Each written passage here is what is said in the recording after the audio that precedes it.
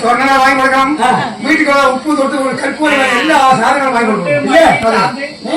നിങ്ങളുടെ ഭാര്യയ്ക്ക് പൊട്ട് വാങ്ങി കൊടുക്കണം, മഞ്ഞ് വാങ്ങി കൊടുക്കണം, അത് വാങ്ങി കൊടുക്കണം, ഇത് വാങ്ങി കൊടുക്കണം, സ്വർണം വാങ്ങണം, സാരി വാങ്ങണം, ഒക്കെ വാങ്ങി കൊടുക്കണം.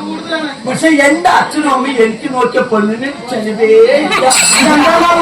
ഒറ്റ ചെലവില്ല.